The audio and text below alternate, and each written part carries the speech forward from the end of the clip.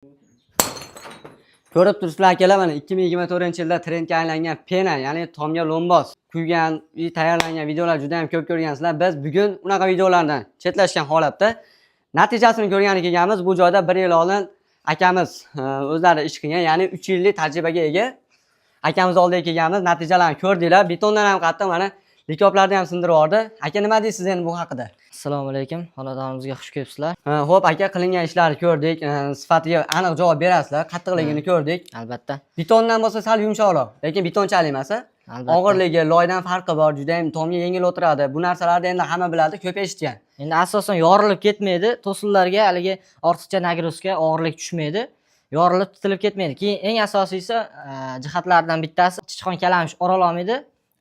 Sifatli bo'ladi. Ishimizga 10 yil garantiya beramiz. O'zi asli aka uy turguncha turaveradi bu narsa. Garantiyamiz 10 yil, lekin uy turguncha turaveradi. Mana hali tomda loy somonga loy aralashtirib tomga loy bosishadi-yu. Ular mana ko'p joyda ko'ramiz, bu eskidan qilinayotgan narsa yorilib ketadi, chiziq tushib ketadi. Bu narsaga mana hozir 1 yildan oshdimi bu joyga? O'tgani shunaqa payt qilinganda, bahor faslida qilingan. 1 yildan o'tdi. 1 yildan o'tdi, 2-yilga qarab ketyapti. Ko'rdik o'zimiz, chiziq tushmagan, yorilmagan. Bu yildan yilga qatib boradigan narsa ekan, bu. Shunday. Quyilgan paytda to'g'ri, bossangiz qo'l izi chiqadi, 3 kunda qatib oladi-da. 3 kunda. 3 kunda qataq quyib ketamiz, misol uchun. 3 kunda qatib oladi, 3 kundan keyin bemalol ustida yurilaveradi. Hozir likop sindiryapti. 10 yildan keyin hali uraman desangiz, qo'lingizdan ham sindiradi. Albatta. Beton darajasiga chiqib qoladi bu narsa. Shunaqa. Borgan sari shu qatib boraveradi-da. Xo'p, masalan, deylik, men uyimga shu katta joyga qancha masalan 100 kvadrat deylik, 200 kvadrat deylik, shunaqa katta joyga pena quydirmoqchiman. Sizlarga zakaz qildim. Sizlar menga qanday bonuslar qilib berasizlar? Ya'ni 100 kvadratdan oshig'iga bonuslar bormi? Yoki narxini arzonroq qilib berasizlarmi? Qanday imkoniyatlar bor? Endi obyektiga qarab, misol uchun 100 kvadratdan o'tgan joyga ozgina tushib beriladi. O'zi buni hamma mahsulotlar ichida bo'ladi. Ya'ni 5 santimetrligi 35 ming so'm, 7 santimetrligi 40 ming so'm, 10 santimetrligi 50 ming so'mdan bo'ladi. Tagidagi materialigacha o'zimizdan bo'ladi hatto. O'sha chekalariga bizga ana operator ko'rsatib yuboring. Zardivollar urilgan, shilibga qadalgan bo'lsa bo'ldi bizga. Tayyor joy bo'lsa bo'ldi. Xo'p, men sizlar zakaz qildim masalan, obyektga bordinglar.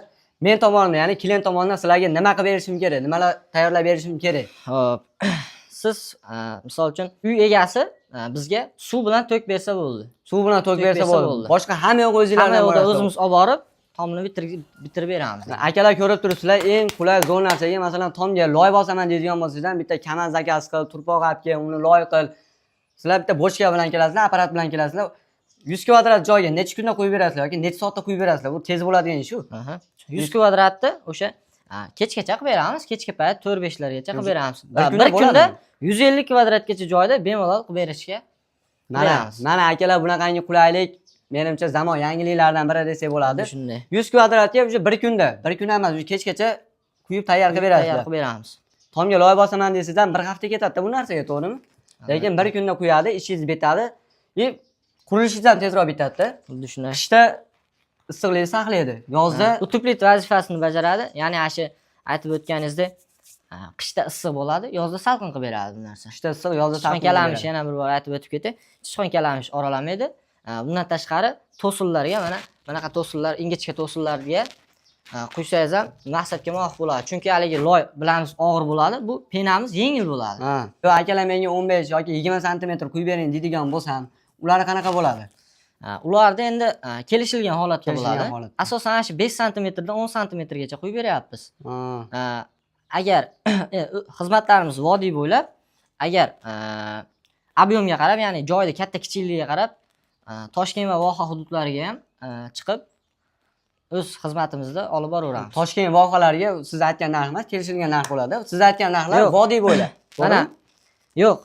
Xuddi shu narx bo'ladi, faqat obyomida bo'ladi. Misol uchun shu voha hududlarini oladigan bo'lsak, 200 kvadratdan oshiqroq joy bo'lsa, qilib bitirib beramiz. Unaqa hech qanaqa haligi narxni ko'tarish boshqa emas. Xuddi shu narxda qilib beramiz.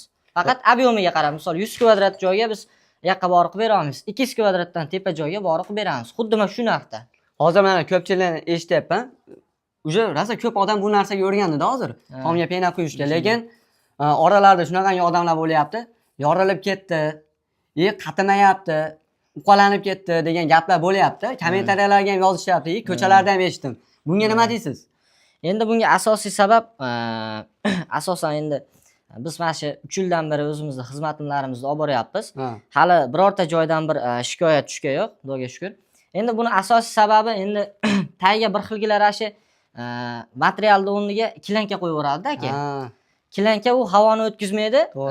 Shu sababdan yaxshi qatmay qoladi, yorilib ketadi. Xuddi shu sabab bo'ladi. Biz endi faqat hamma ishimizda shu material qo'yamiz. Bilamizki, material havo o'tkazadi aka. Shikoyat tushgan yo'q bizga. Mana Xudoga shukr 3 yildan beri bu xizmatni olib boryapmiz O'zbekiston bo'yicha. Ko'rib turibsizlar, akalar bu akamiz 3 yil, 4 yillik tajribaga ega akamiz. Ko'rib turibsizlar, maslahatlarni oldinglar. O'z ishining ustasi, tajribasi bor odamlarga qildirganingiz ma'qul. Sababi 1 yildan keyin, 2 yildan keyin tomingiz xuddi shunaqa holatga qoladigan bo'lsa, o'zingiz ham ko'nglingiz xijil bo'lib qoladi. Qilgan ishlar o'ziga yoqmay qoladi, bergan pulingizga rozi bo'lmay qolasiz. Hozir mana ko'rdinglar, maslahatlarni oldik. Ana boshida ko'rgan bo'lsanglar, qattiqligini sinash maqsadida. Ya'ni bu 1 yil bo'ldi, quyilganiga 1 yil bo'ldi. Endi hozir balki mana likob sinib ketadi, u sindirish oson deganlar bo'lishi mumkin. Mana shunaqangi ana qalin qong'ishdan sindirib ko'ramiz. Ana g'ishtni ko'rsatib bor. Chizilmagan, ana sindirib ko'rmaganmiz ana. Butun g'isht sindirib ko'ramiz. Qarang mana. Tomni sinash maqsadida. Bormi? Ko'rib turibsizlar aka mana. Ko'rsatib qo'y farog'ini mana. Tomga yechdimi bo'lmagan akalar mana. Qattiqligiga yorilib ketmaydimi, chizilib ketmaydimi degan akalar mana ko'nglingizni xotirjam qilsanglar bo'ladi. Atiga 1 yilda shunaqangi qatib ketgan, bu narsa yildan yilga qatib boradigan narsa. Suvda ushlab qoladi, lekin patologiya uyni ichiga o'tkazmaydi. Yana kunlar sigan sari suvi sekin-sekin singib yo'qolib ketaveradi ekan. Lekin loyda bo'ladigan bo'lsa, suvda o'sha pastga qarab o'tkazaveradi. Pastga qarab o'tkazaveradi. Shu patologlarga shikast yetadi-da bu narsa. Bu hali machalkaga o'xshaydi. Usti ochiq tursa ham bo'laveradi. Usti ochiq tursa ham bo'laveradi qishki kunida. Misol tom qilishga sharoit yo'q.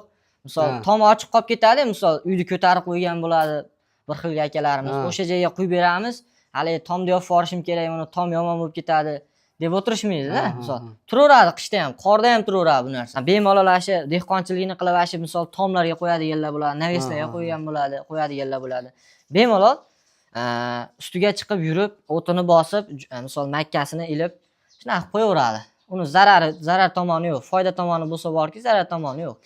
Agarda bizni kuzatib turgan katta-katta dehqonchiligi, fermer xo'jaligi bor akalarimiz bo'lsa, albatta ularda nima bo'ladi? Katta-katta naveslar, molxonalar bo'ladi.